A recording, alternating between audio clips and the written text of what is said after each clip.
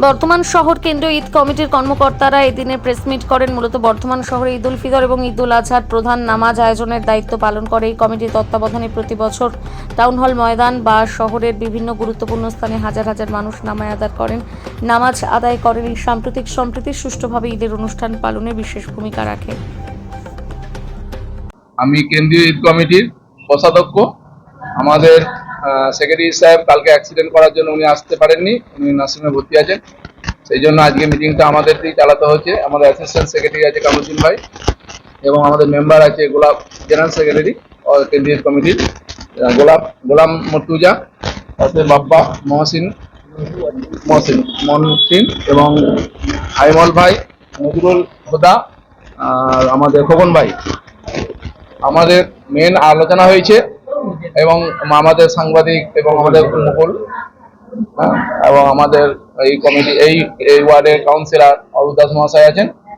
আর এই মিটিং এ এসেছিলেন খোকন দাস মহাশয়, এমএলএ সাহেব, বর্ধমানের কাজের মানুষ এবং কাছের মানুষ আমাদের, এবং আমাদের কাউন্সিলর ইন্তেখাব এবং সাহাবুদ্দিন খান এবং সমাজসেবী তন্ময় সিংহ রায় সকলেই ছিলেন। আর এখানে কিছু বস্ত্র বিতরণ হলো বাইতুল মাল ফান্ড থেকে।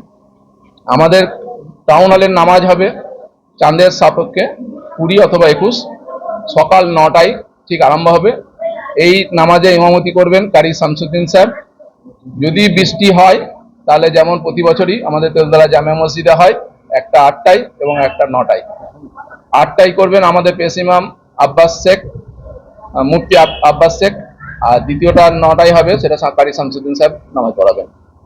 আর এই উপলক্ষে আমাদের আজকে মিটিংটা হয়েছে এবং এই মিটিং এর মেন বিষয়বস্তু ছিল এটাই, এবং এটা আজকে সুন্দরভাবে শেষ হওয়ার জন্য সকলকে ধন্যবাদ জানাচ্ছি এবং আগাম গোটা বর্ধমানবাসীকে আগাম ঈদ উল ফিতরের শুভেচ্ছা জানাবো। ঈদে যেমন প্রতি বছরই থাকে আমাদের শরবত থাকবে, লাড্ডু থাকে আর জল থাকে আর অ্যাম্বুলেন্স তো থাকবেই। অত বড় একটা ইয়েতে অনেকে বয়স্ক আছে, তারা নামাজ পড়তে আসেন, অসুস্থ হয়ে পড়েন, তাদের জন্য ব্যবস্থা থাকে। এবং বিধায়ক সাহেব আর একটা বড় আমাদের দিয়েছেন যে ঈদের পর আমাদের ঈদ মিলন উৎসব হবে টাউন হল ময়দান, টাউন হল বংশগোপাল টাউন হলে ঈদ মিলন উৎসব হবে। সেটা যখন টাইম হবে নিশ্চয়ই আপনাদেরকে জানিয়ে দেবো কোন টাইমটা হবে, এবং সেখানে সব বর্ধমানের টোটাল 35টা ওয়ার্ড থেকেই সকলেই থাকবেন, এটা আশাবাদ। নামাজের মধ্যে উপস্থিত থাকবেন আমাদের বিধায়ক সাহেব, এমএলএ সাহেব থাকবেন, খোকন দাস মহাশয়, এবং উনি বলেছেন এমপি কেও আনার চেষ্টা করছেন।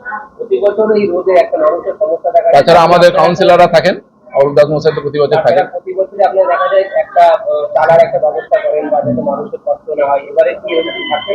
এবারে সেরকম রোদ নেই বলে অতটা গুরুত্ব দেওয়া হয়নি। হ্যাঁ, রোদ হলে দিতাম, এবং এমএলএ সাহেব তাই বললেন যদি প্রচন্ড হতো তাহলে আমরা রোদের ছাউনি ব্যবস্থা করে দিতাম। উনি এটা প্রতি বছরই করতেন এবং করেন। সকাল 9টায়, ঠিক 9টায়। শুক্রবার হতে পারে, শনিবারও হতে পারে, 20 অথবা 21 চাঁদের সাপেক্ষে হয়। আমাদের চাঁদ দেখে তারপর ঘোষণা করা হয় এবং আমাদের নাকদা মসজিদ থেকে ঘোষণা হয়। সেই ঘোষণা অনুযায়ী আমরা আবার প্রচার পত্র বর্ধমান শহরে পাঠাই কেন্দ্রীয় কমিটির তরফ থেকে সকলকে জানাবার জন্য। মাইকিং হবে। রিপোর্ট ভাইদের বলছি, আপনারা ওই সময়সূচিটা সম্পর্কে একটু দেখান, সম্পর্কে একটু বলার চেষ্টা করুন। এবং সঙ্গে সঙ্গে আগের বছর ঈদ কমিটি যে খরচ হয়েছে তার হিসাবটা এখানে সবার কাছে দেওয়া হয়, হিসাবটা দেখার জন্য। এইগুলোকে নিয়ে আজকের মিটিং। আমি প্রতি বছরই আছি, আমাদের কাউন্সিলর এই ওয়ার্ডের আমাদের অরূপদা রয়েছে, ইন্তেখাব আলম আছে, সাহাবুদ্দিন আছে, কানিজাদি আছে, তন্ময় সিংহ রায় আছে, ঈদ কমিটির খোকনদা থেকে শুরু করে আমাদের এই উৎসব কমিটির কোষাধ্যক্ষ হাই রয়েছে, আমাদের সম্পাদক অসুস্থ, কালকে ছোট একটা অ্যাক্সিডেন্ট হয়েছে, উনি উপস্থিত হতে পারেন, তার বাবলুদা থেকে শান্তনুদা থেকে আমাদের এই যে সবাই রয়েছে, সমস্ত ঈদ কমিটির লোক, ঈদ কমিটির বাইরেও এই এলাকার যারা সবাই মিলে ঈদটা বর্তমান আমাদের যে ইটা রয়েছে বিল্ডিংটা, না আমাদের এই বিল্ডিংটা যেটা রয়েছে সেই সবাই যারা দেখে সবাই এখানে উপস্থিত। ঈদের দিন নামাজটা যাতে ভালোভাবে প্রতি বছর যেমন পড়ানো হয় সেটা যাতে হয়, তার জন্য প্রতিবারই একটা করে মিটিং হয়, এটাই মূল ব্যাপার। তার সঙ্গে পবিত্র ঈদকে সামনে রেখে কিছু মানুষ, অসহায় মানুষের কাছে একটা করে নতুন বস্ত্র তুলে দিল কেন্দ্রীয় ঈদ কমিটি, এই সব নিয়ে এখানে মিটিং, সবাই আমরা রয়েছি, ছোট্ট মিটিং, কিন্তু ঈদটা তো বড়, মিটিংটা ছোট, ঈদ বিরাট ব্যাপার। বর্ধমান শহরে প্রতি বছরই সুশৃঙ্খল ভাবে ঈদ পালন হয়, এবারও হবে। হাজারে হাজারে মানুষ সকালবেলায় টাউন হলে নামাজ পড়তে যায়, আমরা নিজেরাও প্রতি বছর থাকি, এবারও আমরা থাকবো। সবাই মিলে আমাদের সুন্দরভাবে আমাদের এই ঈদ কাটাতে হবে। তার কারণ হচ্ছে আমরা জানি বাংলায় কেউ কেউ একটা অশান্তি লাগাতে চাইছে গোটা বাংলা জুড়ে নির্বাচনের সামনে।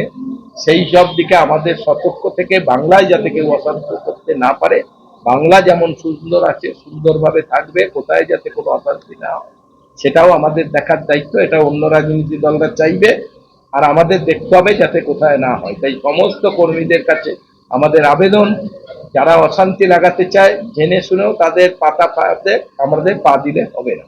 আমরা সুন্দরভাবে বাংলাকে এগিয়ে নিয়ে যেতে হবে। নির্বাচন এসছে, চতুর্থবারের জন্য মাননীয় মুখ্যমন্ত্রীকে বাংলা থেকে আবার নির্বাচিত করতে হবে। এই আবেদন প্রতিটি মানুষের কাছে আমাদের থাকবে, যাতে সুন্দরভাবে ভোটের মধ্য দিয়ে গণতান্ত্রিক উপায়ে বাংলার মাননীয় মুখ্যমন্ত্রী আবার যাতে মুখ্যমন্ত্রী হতে পারে।